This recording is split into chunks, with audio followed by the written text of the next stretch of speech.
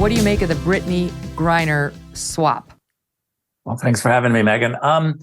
Look, we should start off by saying these issues are very difficult when you're dealing with family members who literally, I think, will do anything to get their loved ones back. And I think that's appropriate. I've thought long and hard about this hostage process, and it's really important that the families always stay independent from government.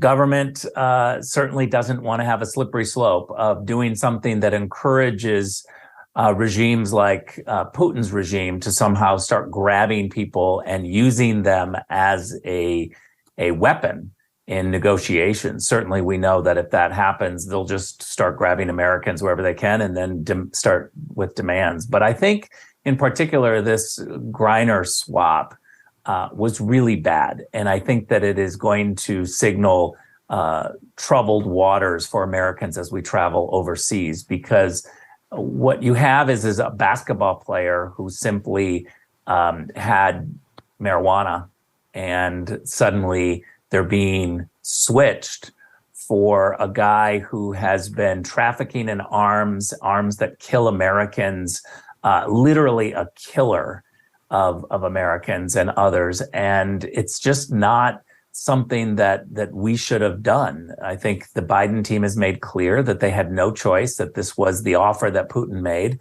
But I don't believe that. I reject that. I think you always have an opportunity to leverage. You're the United States of America, and you shouldn't just have Putin dictating to you a trade and take it or leave it, and being trapped somehow by saying, well, we want Brittney Griner home, and this is the only thing that we can do to get her home. I think it really, again, signals troubled waters for Americans overseas. It's such a tough situation because we want Americans home. Yes, she appears to have, taken pot into Russia. But I mean, my God, 10 months in a labor camp, that's really not in anybody's mind fair. They were trying to use her. They were trying to up the ante to get our attention, and it worked. And this guy, Victor Bout, being back on the streets is not a good thing. Politico has a great piece today getting into the background of this guy, and it starts as follows. Listen to this, Rick. Shortly after 1 p.m. Bangkok time on March 8th, 2008, two shaggy Colombian guerrillas locked eyes with a genial, mega-rich Russian arms dealer and realized they had a lot to talk about. A guerrilla says as follows: "They're flying Apaches. They're flying Black Hawk. We don't have any. How can we defend ourselves with a rifle against a Black Hawk or against an Apache? We want to knock those American sons of bitches because we're tired. Kill them and kick them out of my country." "Yes, yes, yes," says Victor Bout, the arms dealer, commiserating. "They act as if this was their home. Propaganda." Bout assures Ricardo and his pal Carlos, both working for the Colombian Marxist rebel insurgency known as FARC, that he shared their hatred for the United States. "We have the same enemy." Goes on from there. So he's back out on the streets now because we needed to get our basketball player home. But the thing is, that's what we tend to do. We don't tend to let Americans twist in the wind forever in these regimes, even if they've broken a law, a minor law, right? We're trying to strike a balance between getting our girl home and at what price? And do you think this was just too high a price to pay? Well, I think you just hit it on the head. At what price? And yes, it was way too high of a price. We, of course, want Brittney home. We want all Americans home, even though she's kneeling for the American flag and doesn't love what America stands for. We still want someone like that home because we should be always pushing for freedom of speech. But let's look at this. I tend to, as a diplomat, try to look at the other side and put myself in their shoes. What Putin wants during this war in Ukraine is he wants his arms dealer home. He wants to be able to get arms from a whole bunch of places. And this guy was the expert. The reason why he's trying to get this guy home, the expert arms dealer, is because he's having trouble in Ukraine. It's clear they're buying drones from Iran. They're doing everything they can to try to win this war. They're running out of power. They're running out of money. And yet Putin feels very strongly that this is, his stance. I wouldn't say final stance, but it could be. He very much feels like this is the pride of old Russia, the old Soviet Union that is at stake. But I, as an American, get frustrated that Joe Biden keeps getting outmaneuvered. Let's be very clear about why this Ukraine war started.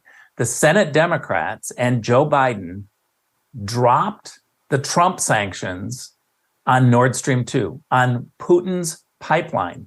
We had that pipeline sanctioned. And when Biden came in, and this doesn't get enough media attention, he and many Senate Democrats that took to the floor in the Senate said, we're dropping these sanctions because we don't want to stick it in the eye of the Russians.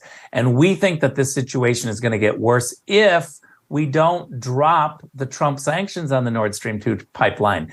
That was a strategic blunder. It did the exact opposite. It showed Putin that we were weak. It gave him a green light. And within months, we had the war in Ukraine. I don't buy these Democrats who are all big tears about the war in Ukraine right now. And the fact is, the media aren't putting the tough questions to them to say, yeah, but you voted to drop the sanctions on Putin's pipeline. What do you expect? Putin is going to thank you and pull back from his offense? No, he saw weakness and he doubled down, and we have a war in Ukraine because we dropped those sanctions. Now we're giving billions of dollars in this war, and they just got their arms dealer, their expert arms dealer, their best arms dealer back in Russia, and he's already at work, absolutely trying to find new arms to escalate this war. This is Joe Biden's war. Oliver the Ornament is a 7-book series about one family's collection of ornaments. The first book begins Thanksgiving night, while the last book takes place on Christmas morning. Each book introduces a new holiday ornament and weaves in the story of that ornament. It's a good idea, right? Super cute for the whole family. The books teach kindness, and they have lots of plot twists and cliffhangers. This is a great tradition for your entire family. Parents, grandparents, kids, grandkids, they're all going to look forward to the next family story night. It's a nice way to get everybody together.